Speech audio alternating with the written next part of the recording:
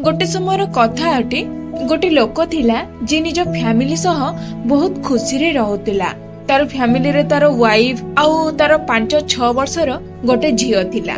तो से लोकटी निज झियोर बर्थडे रे निज परिवार पई एक नुआ कार किनिला।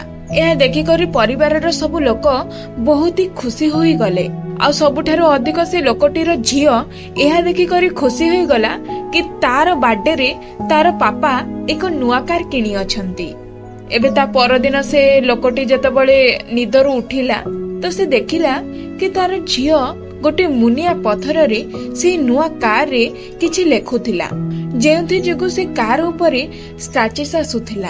यह देखि करी से लोकटी को बहुत राग आसिला आ रागरे से निज झियो को पिटिबा को लागिला।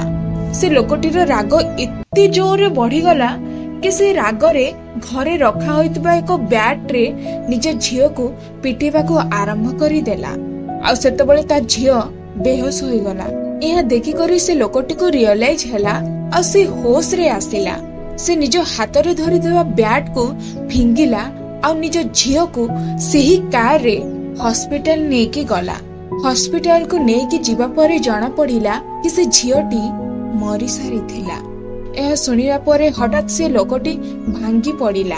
आ कांदी कांदी से जेतबळे हॉस्पिटल रो बाहर को बाहरिला तो तार नजर निज कार ऊपर पड़िला।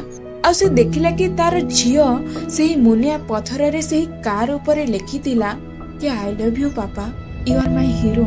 यह देखि करी से लोकटी को आहुरी अधिक पश्चाताप हेबाको लागिला। आ से निजे करिथिबा कर्म उपरे कांदुथिला। संगमानी ई छोटिया कहानी रो हमको ए शिक्षा मिले कि जिनिस जो होई थाए ना से जीवन रे आसी थाए आ जाई थाए, किंतु मनीष थरे गला तो से पुणी थरे आसे नाही। तो हमको जिनिस को भल पाइबा बदल रे मनीष को भल पाइबा उचित। आ हमको हम राग उपरे काबू रखिबा उचित। कौन पाई ना आमे रागरे केवल निजर क्षति करि थाउ। आ जतबळे राग शांत होई जाए तो आमे हम कर्म उपरे पश्चाताप करि थाउ। आ से पश्चातापर मूल्य आमे केबे भी सुझी पारिबा नाही। तो रागरे टिके शांत रे रुहंतु, होश रे रुहंतु। कौन पाई ना रागरे किछि भी ठीक हुए नाही, बरम सबु किछि बर्बाद होई जाए। एथिपई जे कोनोसी मनीष उपरे राग आसे थरुटिए से मनीषर जागा रे निजको रखिकी देख।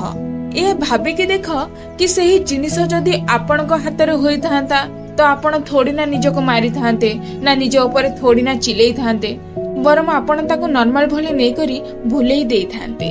तो जेतबळे भी राग आसे सामना वालार जागा रे निजको रखिकी देख, राग शेष होई जीव। आ जदि आपण ए कहानी को आहुरी बे लोकंग पाखको पठेइबा को चाहंती तेबे वीडियो को लाइक करंतु, जहा द्वारा यूट्यूब ए कहानी को आहुरी भी लोकंग पाखको पठाउ।